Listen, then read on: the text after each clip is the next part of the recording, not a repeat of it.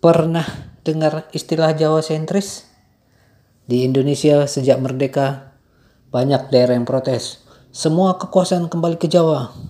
Terkesan Jawa sentris. Dulu banyak daerah protes. Semua sumber daya alam di Indonesia kembali ke Jawa. Terkesan Jawa sentris. Teman-teman, itu semua ada sebab akibat. Bersyukurlah sekarang dan ke depan istilah Jawa sentris dan pola-pola Jawa sentris akan hancur. Namun demikian, kita akan ceritakan kenapa ada pola itu. Hari ini kita akan memberikan sebuah judul. Benarkah Singosari, Majapahit, Negara Kertagama, Pararaton telah menciptakan pola Jawa sentris? Oke teman-teman, assalamualaikum, salam sejahtera untuk kita semua. Ikuti terus kisah ini sebelum kita kembali nanti membahas kembali lagi legenda tewas yang Mahapati Gajah Mada di Tumihang. Karena ya, pola-pola ini akan mengarah ke sana di kemudian hari. Oke teman-teman. Bisa dikatakan bahwa Singosari, Majapahit, serta karya seperti Negara Kertagama dan Pararaton telah membentuk dan memperkuat pola Jawa sentris dalam historiografi Nusantara. Ini bukan sekadar bias geografis, tapi mencerminkan upaya sistematis untuk menjadikan pusat kekuasaan politik dan budaya sebagai pusat narasi sejarah. Bahkan sampai Indonesia merdeka, pola ini masih dipraktekkan, terutama waktu zaman Presiden Soeharto. Itu terkesan banget, teman-teman. Mari kita bahas secara lebih mendalam dan kritis. Pertama, Singosari, Majapahit, proyek penyatuan yang Jawa sentris. Baik Singosari maupun Majapahit menjadikan penyatuan Nusantara sebagai proyek politik dan spiritual. Namun, penyatuan ini dilakukan dengan menjadikan Jawa Timur sebagai pusat dan wilayah-wilayah lain sebagai satelit atau daerah taklukan. Dari Bali, Sumatera hingga Kalimantan dan Sulawesi semua disebut sebagai bagian dari wilayah Majapahit, meski dalam praktiknya lebih sering berupa hubungan dagang atau politik simbolik, dan kami sudah membahas di episode berikutnya bahwa masalah luas Majapahit ini banyak diperdebatkan karena kitab Negara Kertagama dan isi Waringin Pitu isinya berbeda. Mana yang jelas kita nggak tahu. Bersama-sama dari era Majapahit. Lanjut. Kedua, kitab Negara Kertagama, narasi kemenangan pusat. Ditulis oleh Empu Prapanca pada masa Hayam Wuruk. Kitab ini adalah pujian terhadap raja dan kejayaan Majapahit. Disebutkan bahwa wilayah kekuasaan Majapahit membentang dari Semenanjung Malaka hingga Papua. Sebuah klaim yang sangat besar, tapi tidak semua didukung oleh bukti arkeologis atau administrasi langsung. Peristiwa-peristiwa pahit seperti Perang Bubat tidak ditulis. Meskipun itu terjadi pada masa Hayam Wuruk, ini menandakan adanya upaya menyensor atau menghapus peristiwa yang tidak menguntungkan citra kekuasaan pusat. Bahkan tewasnya Mahapati Gajah Mada hanya dibilang sakit. Kapan acara penguburannya? Gak jelas. Gak akan ada jelas catatan kematian Gajah Mada sendiri di dalam kitab Negara Kertagama. Ya wajar, itu jadi pertanyaan dan perdebatan. 3. Kitab Pararaton. Campuran legenda dan legitimasi.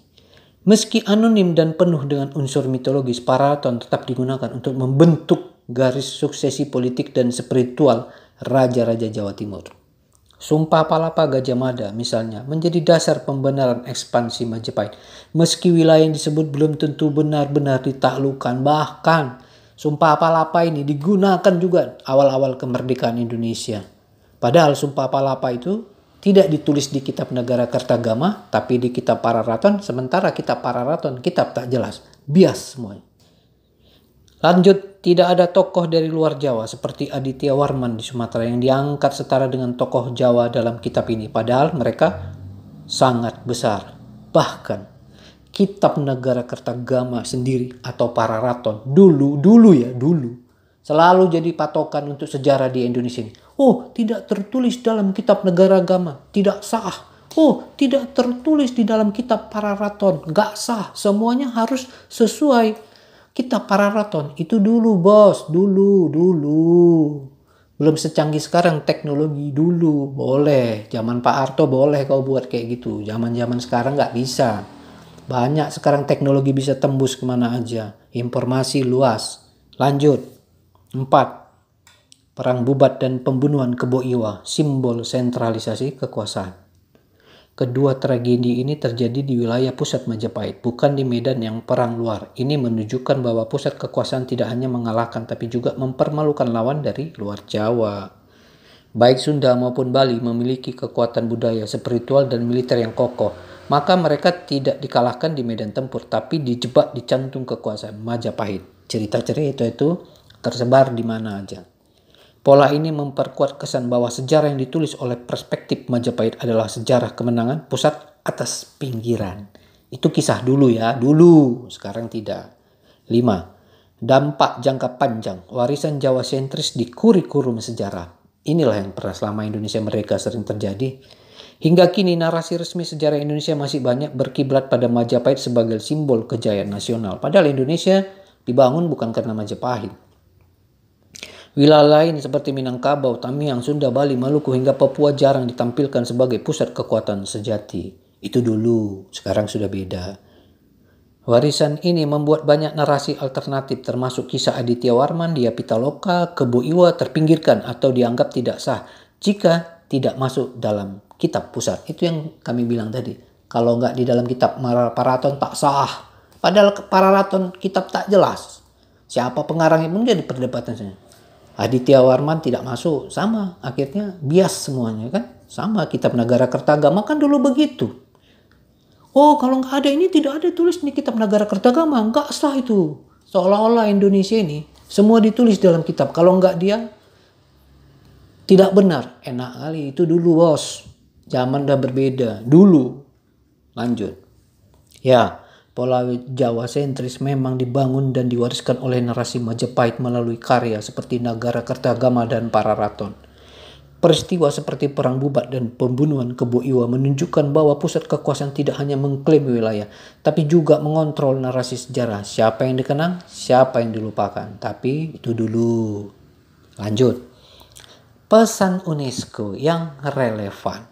Sejarah yang adil harus multivokal. Ia harus membuka ruang bagi semua unsur, suara, pusat dan pinggiran, pemenang dan yang dikorbankan. Dan kini, dengan akses pada teknologi, arkeologi modern, serta kritik sejarah dari berbagai daerah, kita punya peluang untuk mengurai kembali narasi besar Nusantara. Bukan untuk membenci pusat, tapi untuk mengakui semua sisi kebenaran.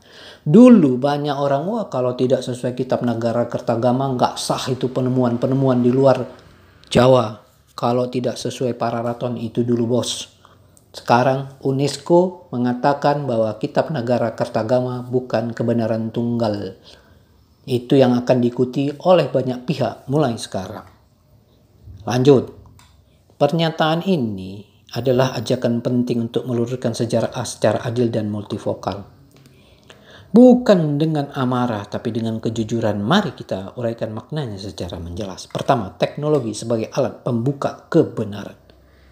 Di masa lalu, sejarahnya ditulis oleh segelintir elit, raja, bangsawan, atau penulis istana. Kini, dengan internet, digitalisasi arsip, akses terhadap dokumen di luar negeri, seperti di Belanda, Inggris, Amerika, Tiongkok, Arab, Persia, serta rekaman tradisi lisan yang bisa diabadikan dan dibagikan. Rakyat pun bisa menjadi peneliti dan penjaga ingatan. Contoh, kitab-kitab kuno yang dulu hanya bisa dibaca oleh akademisi, kini bisa diakses lewat PDF digital.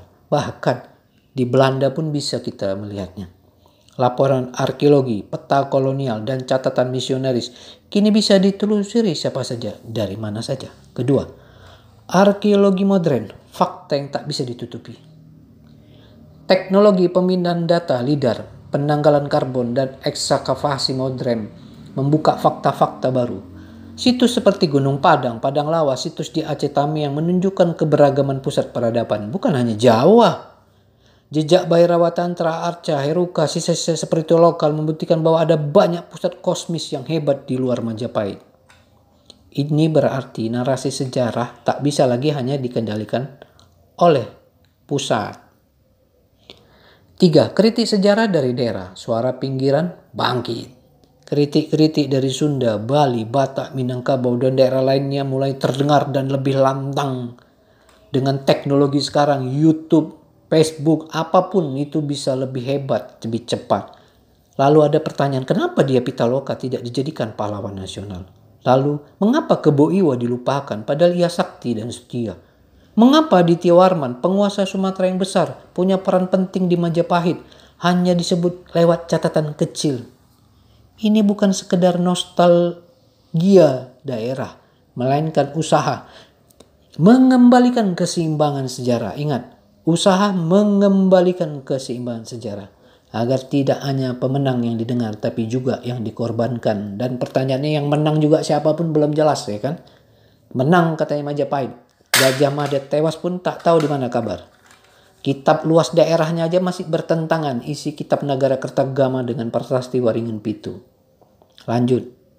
4. Bukan untuk membenci pusat, tapi mencari keseimbangan. Penting untuk ditekankan, kita tidak sedang membenci Majapahit, Jawa, atau pusat kekuasaan manapun. Kita hanya ingin sejarah yang lengkap dan adil. Karena sejarah yang jujur bukan soal mengangkat satu, menjatuhkan yang lain, tapi soal mengakui semua suara yang ikut membentuk Nusantara, Indonesia tercinta ini. Sebagai penutup, kini sejarah bukan milik istana, ia milik semua rakyat yang bersedia menjaga ingatan. Dengan membuka kembali ruang dialog sejarah lewat teknologi, arkeologi, dan keberanian bertanya, kita sedang menyembuhkan luka sejarah bukan untuk membagikan dendam, tapi untuk membangun masa depan yang lebih utuh dan bijaksana. Nah, oke. Sampai di sini dulu. Jangan lupa like, komen, dan subscribe.